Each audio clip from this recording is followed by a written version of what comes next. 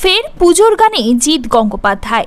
অরুণিতার সঙ্গে পাল্লা দিয়ে বাংলা উচ্চারণে কি হাল হলো পবনদীপের।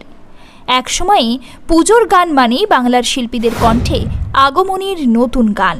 এই তালিকায় অন্যতম টলিউডের জনপ্রিয় সঙ্গীত পরিচালক জিৎ গঙ্গোপাধ্যায়ের গান থাকতই। তিনি শুধুমাত্র সঙ্গীত পরিচালকই নন, অনুরাগীদের প্রিয় গায়কও বটে। টলিউডের গণ্ডি পেরিয়ে তিনি পৌঁছে গিয়েছেন বলিউডেও। বলা ভালো, গোটা বিশ্বের দরবারে রাজ করছেন জিৎ গঙ্গোপাধ্যায়। টলিউডে জিৎ গঙ্গোপাধ্যায়ের আত্মপ্রকাশ হয় প্রেমী ছবির মাধ্যমে। এই ছবির প্রত্যেকটি গানে সুর দিয়েছেন তিনি। মনে রেখো আমার এই গান দিয়েই তার বাংলা গানে সুর দেওয়ার যাত্রা শুরু। 2004 সাল থেকে বাংলা ছবির জগতে কার্যত রাজত্ব করেছেন জিৎ গঙ্গোপাধ্যায়। তার সৃষ্টি করা সুরে গলা দিয়েছেন টলিউড থেকে বলিউডের নানা সঙ্গীত শিল্পী।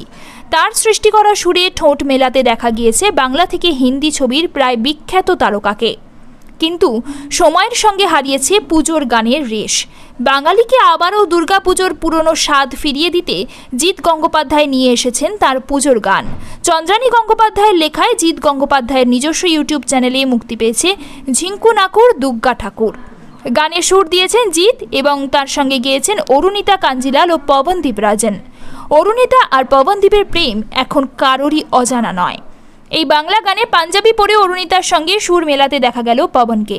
তার স্পষ্ট বাংলা উচ্চারণ শুনে প্রশংসায় ভরিয়ে দিয়েছেন দর্শক শ্রোতারা। ওই গানের মন্তব্যে অনেকে লিখেছেন, কলকাতার জামাই হওয়ার প্রস্তুতির পাশাপাশি পবনের বাংলা উচ্চারণও দারুণ ভালো হয়েছে। কেউ লিখেছেন, আবারও পুরনো ছন্দে ফেরার জন্য ধন্যবাদ জিৎ গঙ্গোপাধ্যায়কে। আশা করি পুজো প্যান্ডেলে বাজবে এই গান। আবার কারোর কথায়, পছন্দের জুটির গানে জিৎদার ম্যাজিক, মন ভরে গেল।